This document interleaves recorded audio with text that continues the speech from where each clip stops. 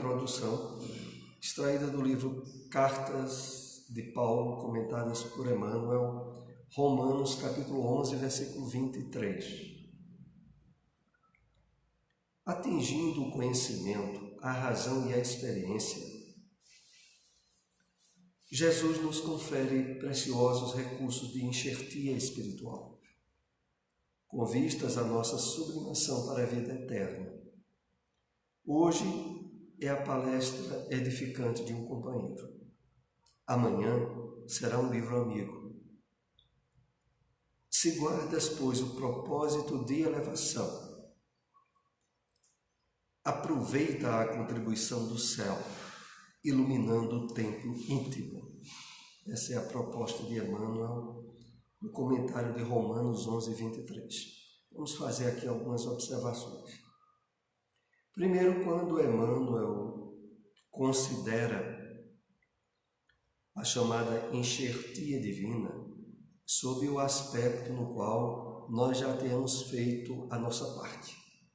A nossa parte é na aquisição do conhecimento, é no uso da razão, do bom senso, é na sensibilização à realidade da vida espiritual, como aprendemos na luz da doutrina espírita, enfocando o trabalho de renovação do Evangelho do Cristo. E a partir daí, a experiência. A experiência é o esforço de vivência. Quando nós, de fato, atingimos esse ponto, nós estaremos habilitados, como ele aqui lembra essa passagem bíblica, a receber recursos de enxertia espiritual. Numa comparação figurativa muito bem colocada, aonde, em termos de plantar a possibilidade de uma árvore nova, de uma enxertia, ela se realiza quando nós fizemos a nossa parte. De fato, os espíritos do bem, os benfeitores espirituais, os nossos anjos guardiões, querem nos ajudar ao máximo, mas a ajuda deles só encontra um campo de maior fertilidade se a gente tiver feito a nossa parte. Essa é a nossa parte que Emmanuel aqui faz uma referência ao citar, atingindo o conhecimento, a razão e a experiência, Jesus nos confere preciosos recursos de enxertia espiritual. Antes disso ter sido realizado, é perdido, porque nós não teremos um solo adequado ao desenvolvimento dessa enxertia. Hoje é a palestra edificante. Aqui são alguns exemplos desse trabalho de renovação que vai se estabelecendo em nós. Amanhã será um livro amigo. Se guarda, pois, o propósito de elevação, aproveita a contribuição do céu, iluminando o templo íntimo. O interessante de tudo é que, habitualmente, nas mensagens de Emmanuel, ele sempre nos propõe campos de reflexão. E aqui é exatamente isso quando ele diz, se guardas, reflete se tu guardas realmente, se tu alimentas propósitos de elevação, porque se estiveres fazendo isso, aproveita a contribuição do céu, iluminando o templo íntimo. A iluminação do templo íntimo, em termos desse estudo que nós estamos realizando aqui de psicologia espírita de Joana de Ângeles, ela significa o quê? Projetar luz e claridade sobre as sombras, sobre o nosso psiquismo no que ele tem de desconhecido, o inconsciente. É o trabalho de despertamento do eu profundo.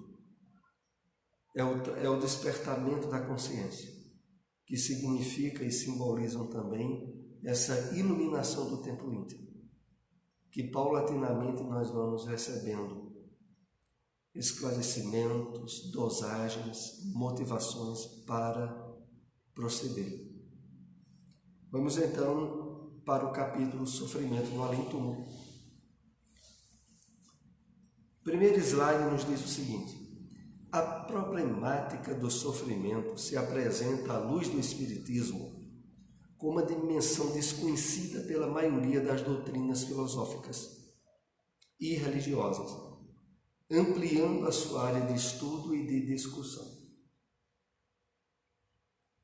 Olha, de forma genérica, a grande maioria das doutrinas religiosas, e sobretudo as cristãs, tem na sua base de propósito sobre a vida depois da morte do corpo como sendo definidora de todas as problemáticas que chocam a criatura humana durante a sua vida. Apresentam na figura resoluta do céu, do inferno ou das penas eternas a definição instantânea e imediata depois da morte do corpo. Só a doutrina espírita, à luz do Evangelho do Cristo, é que nos trouxe um material de revelação completamente diferenciado a respeito disso. E, para surpresa da maioria de nós, a questão do sofrimento, das dificuldades e problemas aos quais a criatura humana se vê tão envolvida durante a sua encarnação, não cessam depois da morte do corpo. E isso causa um impacto e uma surpresa que mesmo muitos de nós espíritas, se não estivermos trabalhando as aberturas de renovação para a revelação espírita, temos dificuldades de estabelecer, em termos de convicção, as revelações espíritas a respeito disso. Porque vejamos muito bem, saber que sofrimentos, conflitos e problemas de ordem emocional, mental da criatura humana prossegue muitas vezes de forma mais intensa depois da morte do corpo é uma coisa. Ter convicção de que é assim é outra fase. Porque, na verdade, a grande maioria de todos nós esteve sedimentado em experiências e em religiões que deixaram na nossa mente muito bem fixado a ideia de que, olha, também quando morrer tu vai saber de tudo. Tu vai saber se a vida continua, se não continua. Tu vai, na cabeça de muita gente, para nós termos uma ideia, está até a ideia de encontrar-se com Deus, como é aquela retratada por aquele espírito chamado Cavalcante, no livro Obreiros da Vida Eterna. Quando, da sua desencarnação, por ele ter bases muito fincadas no catolicismo, ele só queria se abrir a qualquer nível de entendimento no plano espiritual se já tivesse um encontro marcado com Deus definido. Então, isso é o que está na cabeça da maioria das pessoas e que nós trazemos no nosso passado. Então, agora, quando tomamos conhecimento da doutrina espírita, para que esse conhecimento, de fato, ele ganhe profundidade, só é possível se estivermos abertos a um propósito de renovação profunda. Porque não poucas vezes nós acreditamos até por desencargo de consciência. Nós acreditamos porque somos espíritas e porque a reencarnação é uma lei de Deus. Mas isso é puramente acreditar, não é ter convicção. Então, voltando aqui ao texto, a problemática do sofrimento se apresenta à luz do Espiritismo com uma dimensão desconhecida pela maioria das doutrinas filosóficas e religiosas. A culpa assinala a consciência que se abre em chaga viva até a reparação do erro, a recomposição do campo energético agredido, o arrependimento sincero ou os propósitos honestos de reabilitação não bastam para conceder o reequilíbrio no psiquismo e na emoção do delinquente. Então, a realidade definitiva depois da morte do corpo não existe, como estávamos comentando. O prosseguimento natural da experiência humana fora do corpo físico, fora da reencarnação propriamente dita, é um fato. Mas a diversidade de situações de sofrimento, de felicidade ou de infelicidade que os espíritos apresentam no além-túmulo tem algo a ver. Sobretudo, como Joana aqui nos chama a reflexão, a culpa que assinala a consciência que se abre em chaga viva até a reparação do erro. Porque, naturalmente, face às nossas imperfeições espirituais, nós cometemos erros durante a encarnação. E ao retornar para o plano espiritual, o primeiro ponto de condicionamento ancestral que nós trazemos é aquele que se expressa na culpa, nas aberturas de autopunição. E como Joana aqui lembra, para a grande maioria das pessoas, ela se abre como uma chaga, como uma ferida viva, até a reparação do erro, a recomposição do campo energético agredido. O arrependimento sincero aos propósitos honestos de reabilitação não basta para conceder o reequilíbrio no psiquismo e na emoção do delinquente. Então, o segundo ponto, asseverado de forma muito lógica e racional, é que não é simplesmente por se arrepender de ter errado que o espírito, depois de desencarnado, se sente em paz. O arrependimento é apenas o início de uma fase longa, cujos degraus posteriores serão aqueles assinalados pela reparação, pela provação ou até mesmo pela expiação. O erro retém seu autor nas próprias malhas, que se deve desfazer mediante a correção do que foi praticado. Esse labor faculta dignificação, promovendo o indivíduo. Quando aqui é assinalado de que o erro retém seu autor nas próprias malhas, que se deve desfazer mediante a correção do que foi praticado, é justamente essa correção estabelecida no que citamos, no arrependimento, na prova, na reparação do que foi feito de forma danosa ao nosso próximo. Esse labor, esse trabalho, faculta dignificação, promovendo o indivíduo. E aqui a gente, claro, já pode parar e fazer uma reflexão, mas o que é que isso tem de novidade perante os propósitos de um estudo psicológico trazido a nós por Joana de Ângeles?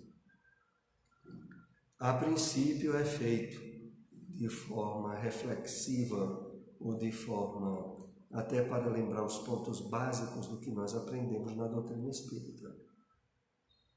Mas todos esses fatos que nós estamos começando aqui a comentar, eles têm subsídios muito mais positivos e resolutos quando estamos trabalhando o despertamento da consciência à luz da psicologia de Joana de Ângeles. Porque, vejam, o primeiro ponto aqui que já é necessário chamarmos a atenção é aquele que diz respeito à percepção diferenciada que o espírita, sobretudo, passa a ter quando trabalha já desde a sua encarnação a respeito dos erros, do arrependimento e das correções sem que ele abra campo a sentimentos de culpa, nem de sofrimentos desnecessários.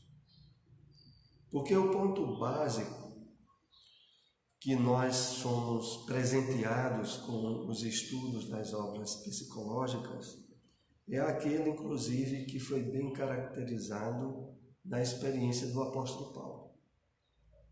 Aquele ponto aonde, ao cair do cavalo na estrada de Damasco, em vez de ele ficar, ao ter a visão do Cristo, se lamentando do tempo perdido, se lamentando ou se culpando pelo fato de ter combatido aquilo que, na verdade, era o objetivo maior da sua vida, a integração com os propósitos das leis divinas, em vez de ele ficar se debatendo nisso, como muitos espíritos ficam após a desencarnação, ao perceberem que tiveram uma vida desperdiçada, e aí se debatem com o sentimento de culpa e de autoflagelação que parece não ter termo, a atitude coerente e ideal que nós aprendemos no estudo de Joana de Ângela é aquela tomada pelo apóstolo Paulo.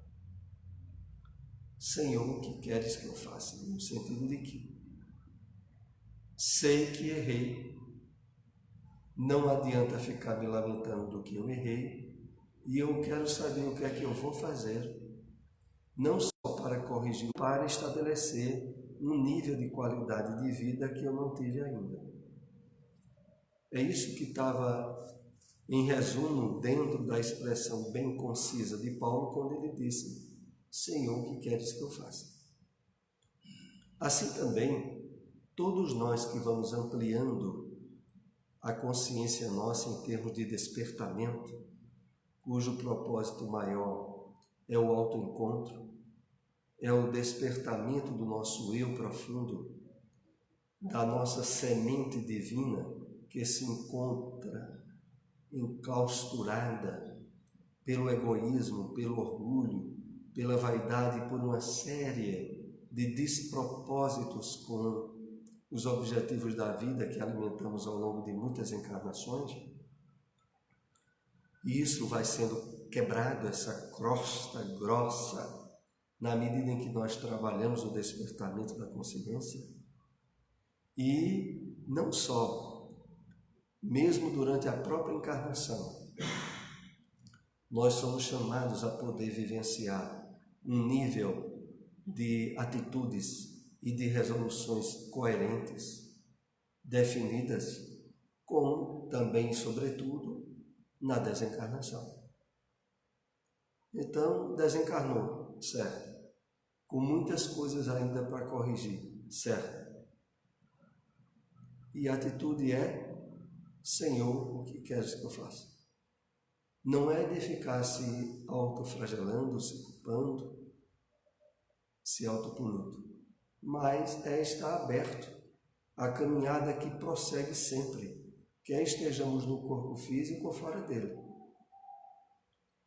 Então, voltando aqui nesse texto, o erro retém seu autor nas próprias malhas que se deve desfazer, mediante a correção do que foi praticado.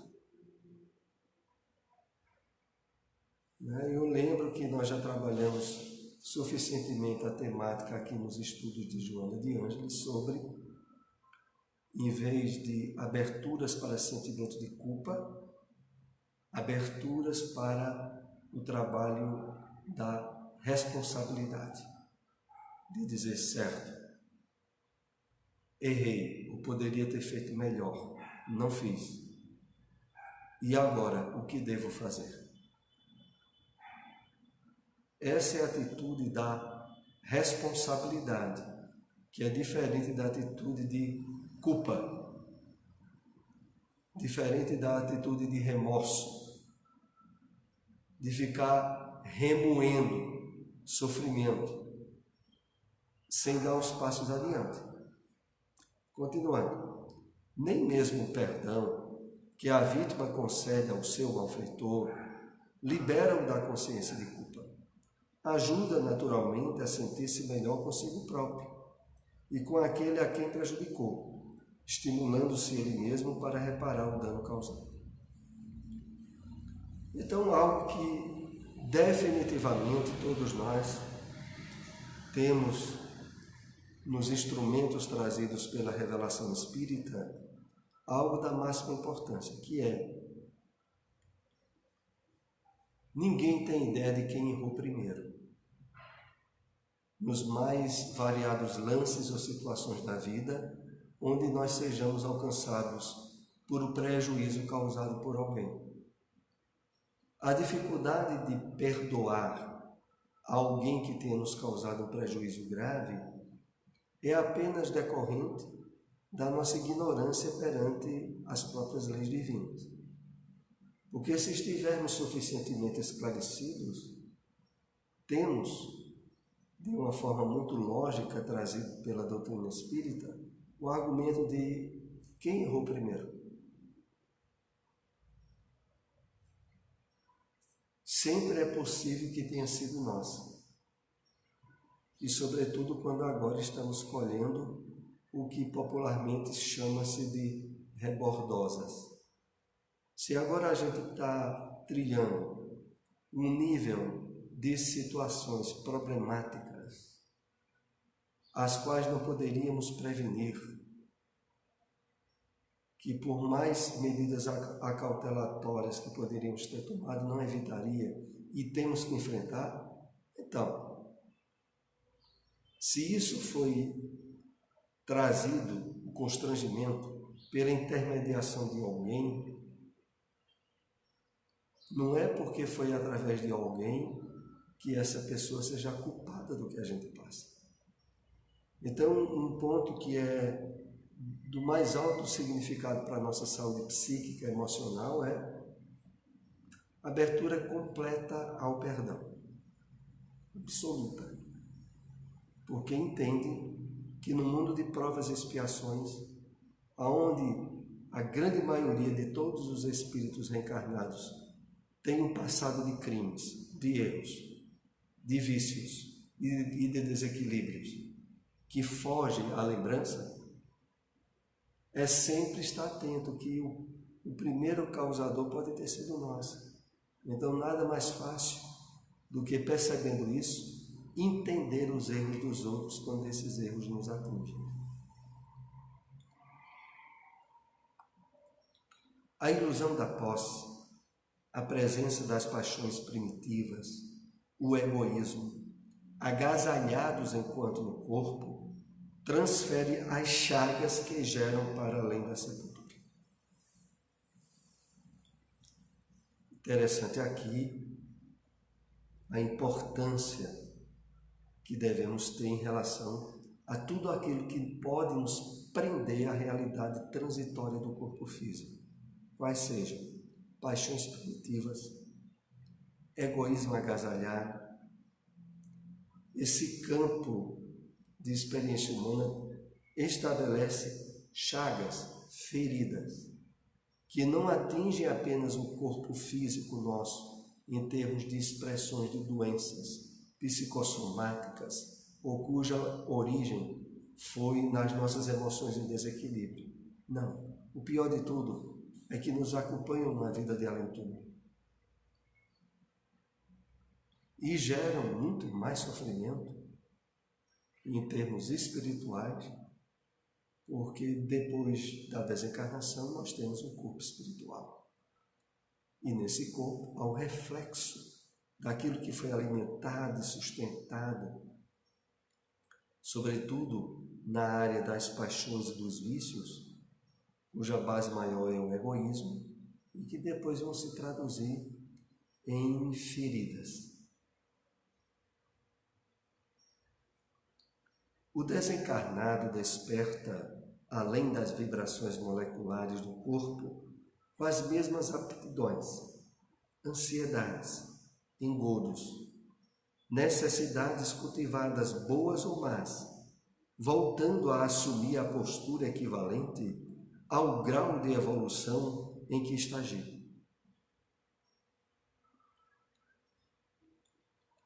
É algo que a gente ainda precisa trabalhar muito conosco.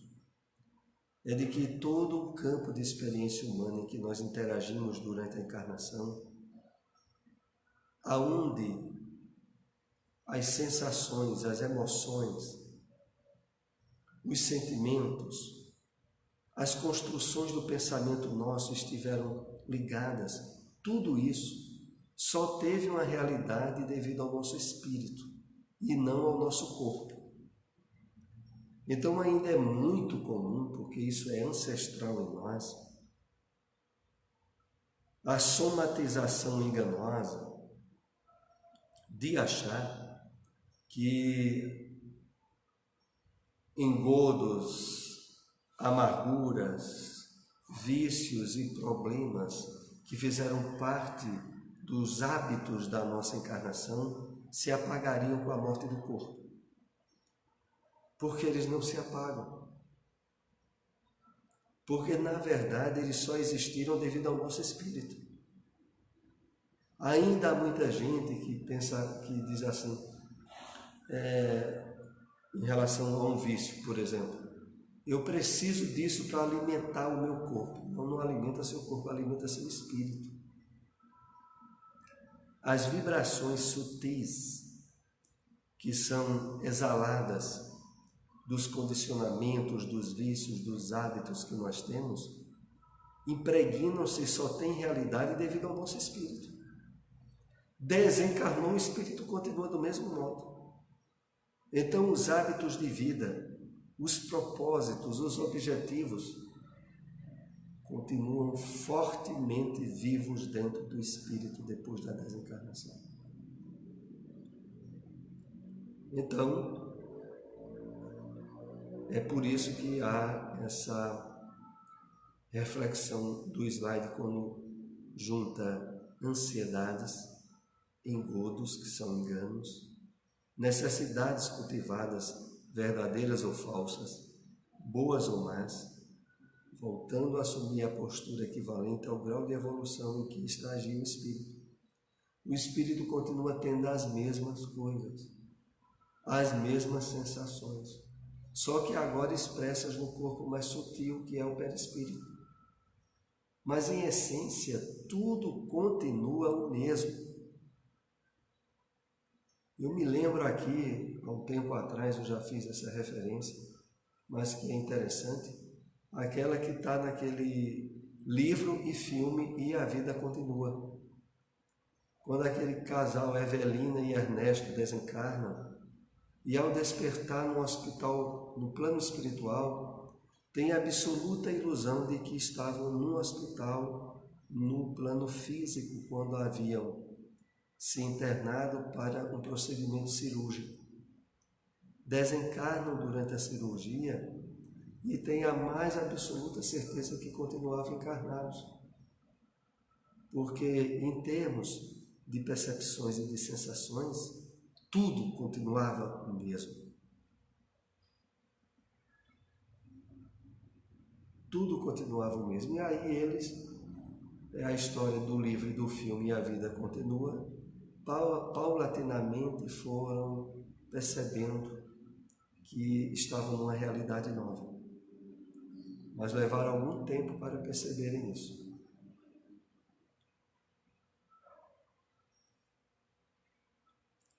As sensações que lhes são predominantes na individualidade permanecem quando atrasado, sensual, amante dos prazeres, vinculado aos pensamentos sinistros, licenciosos, egoísticos, fazendo experimentar a mesma densidade vibratória que lhe era habitual. Vejam que situação. A pessoa está ali desencarnada, mas os condicionamentos fortes que ele tinha, se era para a área sensual, se era para a área de algum vício, continuam fortes do mesmo modo. e só que agora com uma dificuldade a mais em termos de satisfação.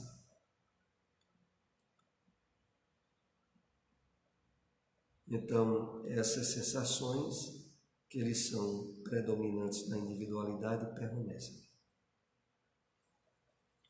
E causam, habitualmente, aquele engano de se acharem mortos-vivos. Porque a vida continua aparentemente do mesmo modo. E, no entanto, fisicamente, eles não estão mais entre os encarnados. Rematerializa-se e passa a viver como se estivesse encarcerado no corpo somático, sofrendo-lhe todos os limites, conjunturas, condicionamentos, doenças, desgastes. A mente escrava das sensações elabora formas ideoplásticas que o aturdem e infelicitam, tornando o sofrimento de difícil descrição. Então, ocorre com relativa frequência que esse espírito desencarnado, despreparado para a realidade da continuação da vida no plano espiritual, envolvido pela densidade de seus instintos e de sua vontade, ele tenta como que rematerializar-se, aproximando-se ao máximo de pessoas, de lugares, de situações às quais ele esteve tão vinculado durante a sua encarnação. Quando aqui é feita a referência, a mente escrava das sensações elabora formas ideoplásticas que o aturdem e felicitam. Como essas formas ideoplásticas? A ideoplastia é como se fosse um sinônimo da materialização do pensamento, da somatização do que o espírito pensa. E isso ocorre em termos de desencarnação de uma maneira tão espontânea e natural que o espírito muitas vezes não tem a percepção disso. Por exemplo, as roupas que antes da desencarnação lhe causaram maior impressão, de uma forma espontânea e quase que imediata, ao se perceber desencarnado, ele está com a mesma roupa. Ele se percebe com a mesma roupa. E aquela roupa é uma criação ideoplástica do espírito. Então o pensamento passa a ter um poder somatizador para o espírito daquilo que lhe eram hábitos e condicionamentos. Então, se era um espírito dado ao campo de determinado vício, a ansiedade e a busca de satisfação que ele tinha em relação àquele vício, ele vai tentar realizar do mesmo modo quando estava encarnado. E é por isso que, no campo da superação dos condicionamentos causados, sobretudo pelos chamados vícios sociais, como a bebida alcoólica e o cigarro, representam para o espírito dificuldades muito grandes. Se a pessoa, depois que estabelece durante 5, 10 anos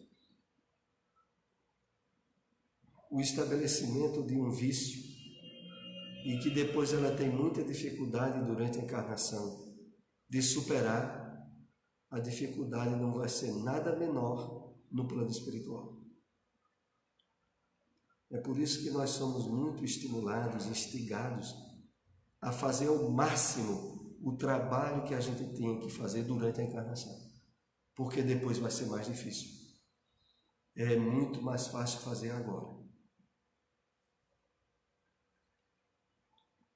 A conduta mental e moral, cultivada durante a existência corporal, propicia resultados correspondentes, impregnando o ser com os hábitos que se transformam em experiências de libertação ou retenção, consoante a qualidade de que se revestem. É devido a isso que nas instituições espíritas é tão estimulado o envolvimento do trabalhador espírita em atividades diversificadas na seara, justamente para o estabelecimento de hábitos e condicionamentos de intermediação espiritual facilitadoras. É um verdadeiro treinamento de habilitação para atividades espirituais depois da desencarnação. Porque é na medida em que a pessoa se propôs e possibilitou o envolvimento com atividades puramente filantrópicas, assistenciais, espirituais, que ao retornar para o plano espiritual, espontaneamente ela se sentirá condicionada positivamente a prosseguir com atividades na realidade da vida maior, semelhante àquelas que já estava trabalhando durante a encarnação. Voltando aqui ao texto, impregnando o ser com os hábitos que se transformam em experiências de libertação. Então, o que impregna o nosso ser com hábitos ligados a experiências de libertação são todos aqueles estabelecidos nas atitudes, objetivos e propósitos de fazer o bem desinteressadamente. Em todas as circunstâncias e oportunidades que a gente tem de ser intermediário do bem, a gente está se habilitando a trabalhos espirituais de forma natural e espontânea ao retornar ao plano espiritual.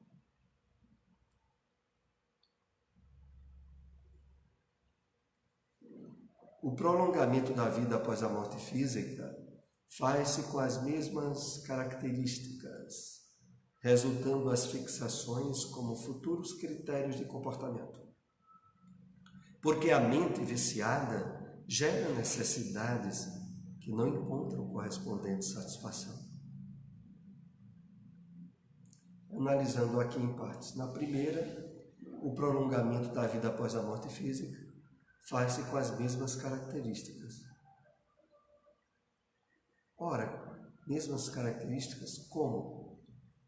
O que é que prendia em termos de emoção o espírito durante a sua encarnação?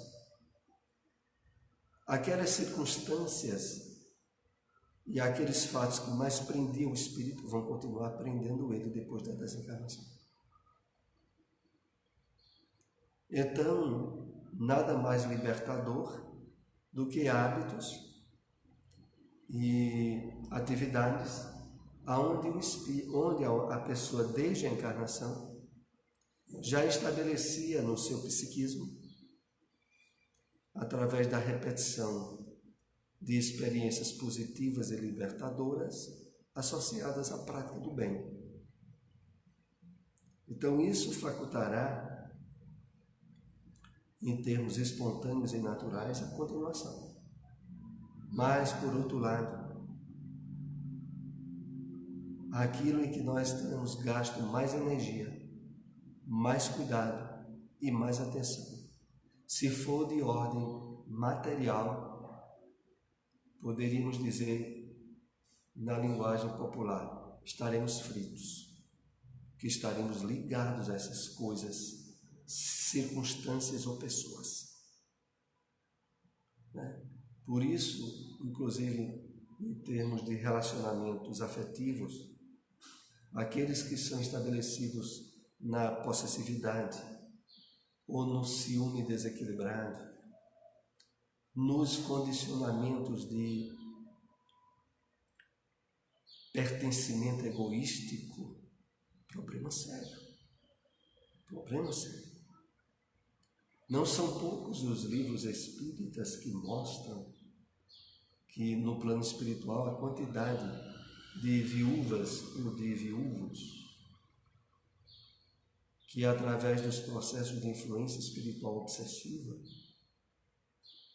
se veem atrapalhados na Terra pelos seus ex-cônjuges que tinham no relacionamento uma espécie de contrato de posse, principalmente em casamentos onde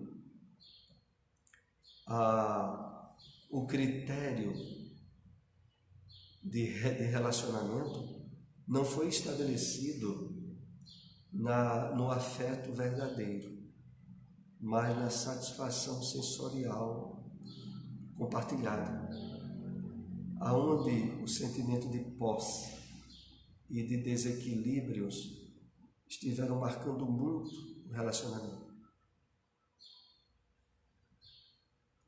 Então a gente vê, por exemplo, no casos como aquele narrado no livro Missionários da Luz,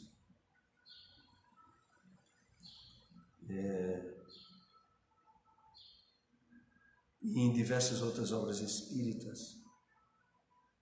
Outra que eu me lembro é Entre a Terra e o Céu, o relacionamento de Odília e Antonina.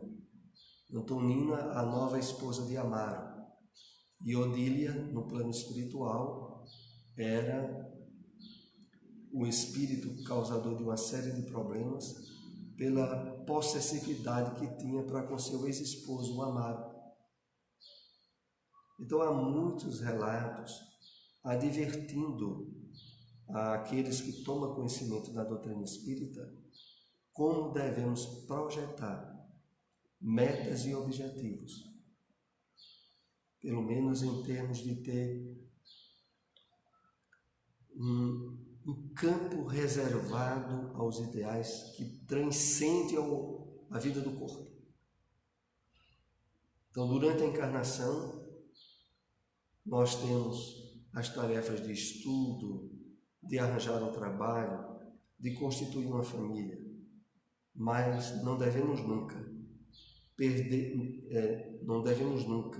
deixar de ter em vista objetivos que transcendam a experiência física que estamos tendo agora, onde metas e objetivos espirituais terão um encaminhamento e uma sequência depois do abandono do corpo físico.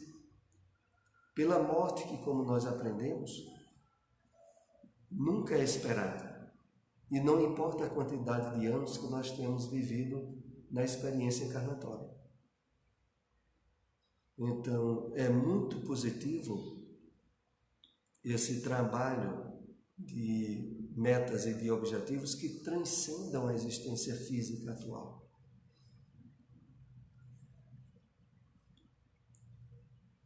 Tem um livro de Divaldo Franco que eu me lembrei agora, que eu indico muito a leitura, um livrinho fininho, editado pela Federação Espírita Brasileira, que tem esse título: Temas da Vida e da Morte. É um livro com mensagens bem profundas e reflexivas do Espírito Manuel Filomeno de Miranda a respeito de como nós devemos analisar metas, objetivos materiais e transcender esses objetivos para as metas e objetivos espirituais. A mente viciada gera necessidades que não encontram correspondente satisfação. O que aturde mais, o que problematiza mais é porque, vejamos bem, é importante analisarmos essa questão. Quando nós estamos encarnados e estabelecemos um vício pela repetição, pode ser inclusive vício na prática do sexo desequilibrado, assim como de um vício do cigarro ou qualquer outro. Quando aquele vício é estabelecido, ele tem no campo sensorial, no corpo físico que o nosso espírito está usando, um nível de satisfação, ou um nível de cansaço, ou de temporária realização no propósito que o espírito tinha em relação àquele hábito. Alguém é viciado em uma droga quando ela absorve fisicamente aquela droga, durante pelo menos certo período, ela encontrou uma satisfação que tinha necessidade em relação àquilo. A droga está no campo físico, a realização alcançou o corpo físico e o espírito absorveu, pelo condicionamento, a sensação resultante disso. O problema todo é quando o espírito está desencarnado. Porque o nível de satisfação máxima que ele tem é apenas resultante do campo ilusório no qual ele tenta absorver fluidos e vibrações de alguém que tem aquele vício na Terra. Então, voltamos a dizer, pode ser na área da sexualidade desequilibrada, de um vício do cigarro, de alguma droga. O espírito desencarnado tenta continuar a ter aquele nível de satisfação que ele tinha durante a encarnação, mas só alcança em termos puramente ilusórios, porque aquela droga em termos físicos e materiais só era acessado no ponto em que ele estava encarnado, por ela estar fazendo parte do plano físico. Mas agora ele se aproxima de alguém viciado, absorve os fluidos que dá a ele uma sensação ilusória daquilo que ele tinha durante a encarnação. Mas aí, voltando ao texto aqui, como é dito, a mente viciada gera necessidades que não encontra correspondente satisfação, porque ela não está mais no corpo físico. Pois não, Tiago. Já faz um tempo que eu vi um caso até no jornal de uma criança na Sociedade Venezuela, na Colômbia, uma criança de 4 anos que já era viciada em cigarro.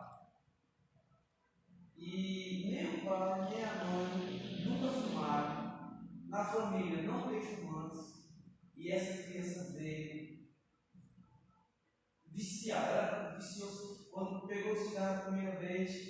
Aí ela estava tão viciada que se o pai não comprasse cigarro e não deixava eles dormiam ou faziam as coisas em casa. Aí fizeram um tratamento nessa criança para ver se ela deixava esse vício. Aí no caso, esse espírito deve ter reencarnado para reparar esse vício que ele tinha, né? Em parte, os tormentos e desequilíbrios que os espíritos levam para o plano espiritual podem, em termos de renovação ou de alteração, sofrer impactos que possibilitem o espírito, ao reencarnar, porque isso vai depender do tempo que ele passará no plano espiritual, de voltar um nível de incidência e de desejo que, ao estar novamente no corpo físico, aquele espírito volta a ter o mesmo vício que teve na encarnação anterior. É claro que isso estará cada vez mais agravando situações de doenças, de dores, de sofrimentos, até chegar ao ponto em que o espírito, de uma vez por todas, supere aquele vício, aquele condicionamento. Mas o que aqui é importante, dentro desse contexto do estudo psicológico, é de que, em essência, a vida se transcorre, quer estejamos encarnados ou desencarnados, no campo da nossa mente, aonde condicionamentos e hábitos atingem um nível resultante de satisfação ou não para o nosso espírito, quer estejamos encarnados ou desencarnados. O problema maior da dificuldade de superação do vício quando o espírito desencarna é porque, por lei divina e natural, aquilo que é feito na Terra tem que ser desfeito na Terra. Inclusive é o resultado simbólico daquela passagem bíblica aonde muitos católicos atribuem a Pedro ter sido o primeiro apóstolo, ter sido o primeiro papa, quando, na verdade, trata-se de um ensinamento que tem a ver a questões de ordem moral. Quando é dito a Pedro o seguinte: o que ligares na terra será ligado, o que desligares será desligado. É uma referência bem simbólica a esse fato que nós estamos analisando aqui. A pessoa criou um vício durante a encarnação. Ela tem que resolver esse vício encarnada, ou na mesma existência ou numa existência futura. Ela vai ter que combater a tendência, a necessidade que vai sentir daquilo e superar. No plano espiritual, ela pode fazer definições, propostas, mas ela tem que encarnar e não repetir o vício. E haverá sempre o esforço de superar a tendência que estará enraizada no psiquismo do espírito. Continuemos. Consciências encarceradas na ignorância das leis da vida, quando são chamadas ao sofrimento purificador, entregam-se à rebeldia, buscam fugir da colheita que lhes chega mediante o suicídio horrendo. Nessa parte do capítulo do livro Sofrimento no Além-Túmulo, Joana de Ângeles começa a analisar no livro Plenitude as questões relativas ao sofrimento causado pela desencarnação pelo suicídio. Então, nós iremos ver agora algumas colocações a respeito disso. Então, o primeiro ponto aqui que ela nos chama a considerar é de que, por trás de todos aqueles que de forma direta e indireta, sob influência espiritual obsessiva ou não, por questões de ordem depressivas ou não, sejam quais forem as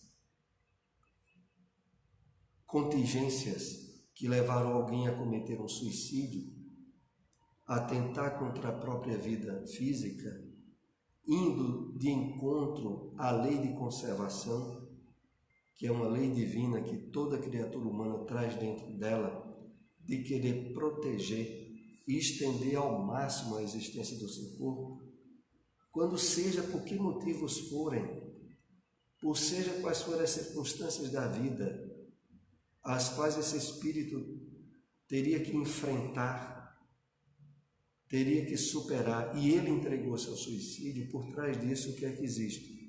Rebeldia.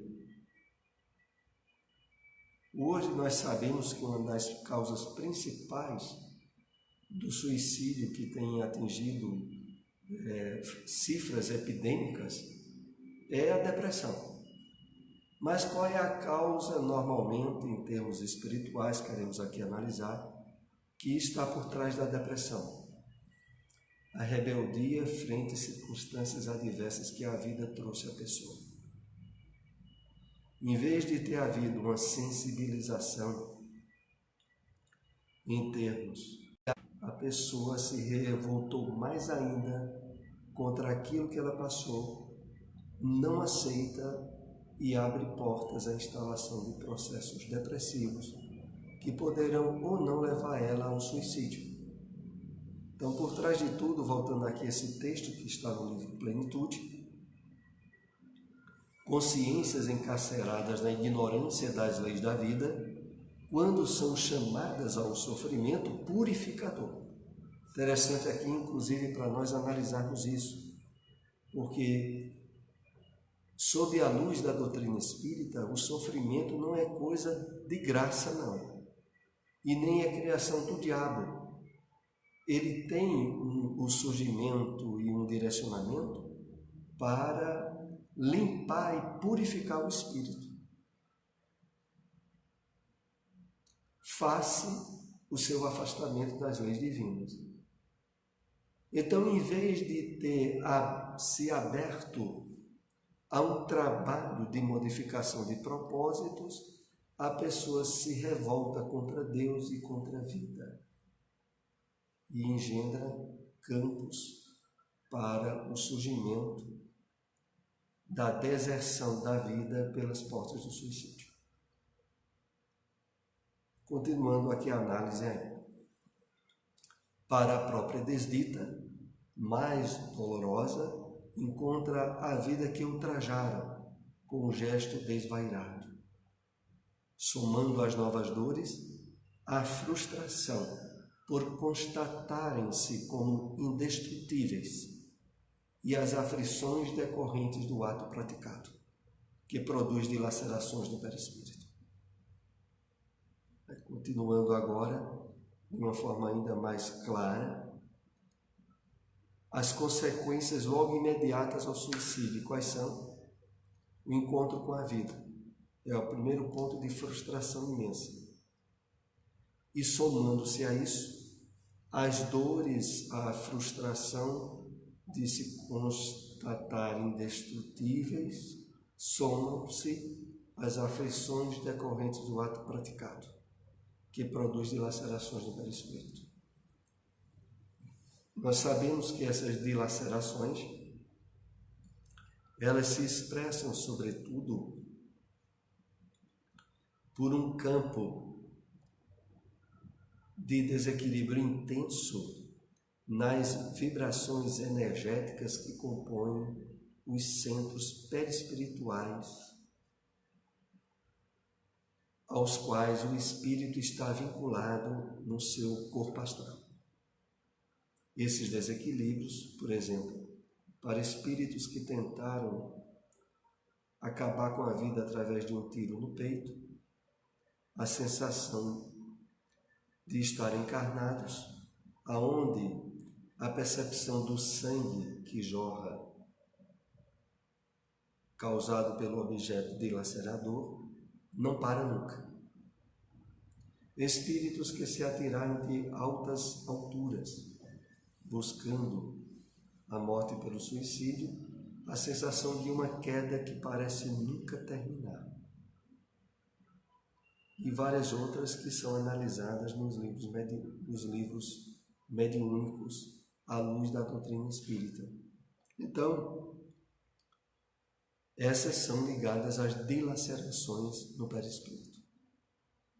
Mas continua, além desses, as consequências infelizes tais, a dor dos familiares, a revolta que neles se instala, o exemplo negativo que estimula outras futuras defecções, os problemas que recaem sobre os que ficaram, produzindo sofrimentos inenarráveis. Então aqui vai, na obra Plenitude, trabalhando as questões de sofrimento no além-túmulo, sobretudo decorrentes da fuga através do suicídio. Então, a frustração da vida que continua sempre, acrescentada de problemas a nível perispiritual, depois a dor que o espírito percebe causada aos familiares que ficaram encarnados e, sobretudo, os sofrimentos que os parentes passam a ter decorrente do suicídio que ele cometeu. Nós sabemos, através de estatísticas da Organização Mundial de Saúde, que normalmente, em média, para cada pessoa que comete o suicídio, 5 pessoas são atingidas, que são os familiares mais diretamente ligados à pessoa. Esses familiares, muitas vezes, precisam de acompanhamento psicológico,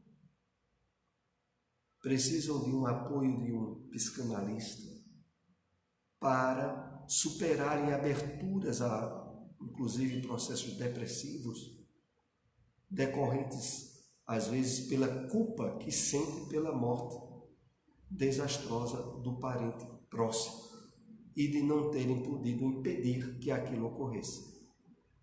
Então, nessa área há muito sofrimento que não só atinge o espírito que vai para o plano espiritual, Os familiares mais diretos são muito atingidos.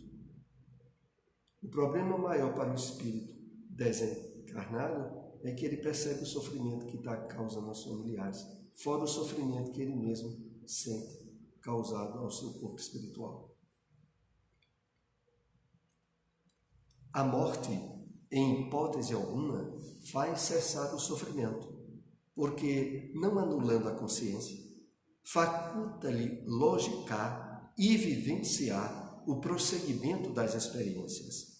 E porque as percepções pertencem ao espírito, continuam sendo transformadas nas delicadas engrenagens da energia em sensações e emoções. Analisar aqui só as primeiras linhas. A morte, em hipótese alguma, faz cessar o sofrimento, porque não anula a consciência, facultando-lhe logicar e vivenciar o prosseguimento das experiências.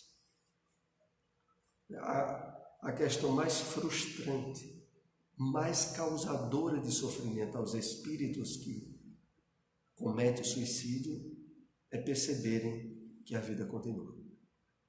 Esse é o ponto mais crucial. Vamos para o último slide que nós vamos analisar nessa tarde. Esse capítulo nós ainda iremos concluir no nosso próximo encontro. Ninguém pense em morrer para libertar-se. Caso não se libere antes do fenômeno de alterações biológicas pelo processo da morte, a ilusão que se permitem os indivíduos, conceituando a vida como um acidente biológico, é a grande responsável pelos disparates que lhe engendram dor e sofrimento. Então, nesse ponto, Joana de Ângeles nos chama muita atenção a causa maior para as complicações das angústias, do sofrimento que geram o suicídio e do próprio suicídio. Qual é? O materialismo. A percepção da vida como um acidente biológico. É o grande responsável pelos disparates que engendram dor e sofrimento.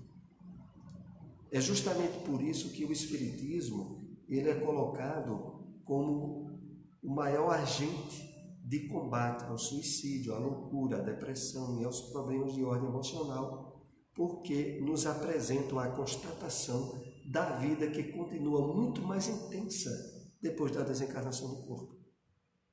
E está, de fato, convicto disso, envolvidos como nós, como nos é possibilitado pelo estudo psicológico do Espiritismo, nos faculta as possibilidades e os instrumentos para o êxito encarnatório e para jamais utilizar os meios de fuga que a humanidade envolvida no materialismo tem buscado, apenas engendrando mais sofrimentos na Terra e no plano espiritual. Nós vamos encerrar aqui as nossas observações. Esse tema nós iremos continuar no nosso próximo encontro. Vamos então para a prece de encerramento de nosso estudo. Vou pedir a nosso irmão Geraldo ali para ser o intérprete dos Espíritos para a prece de encerramento e nós paramos aqui no slide 15.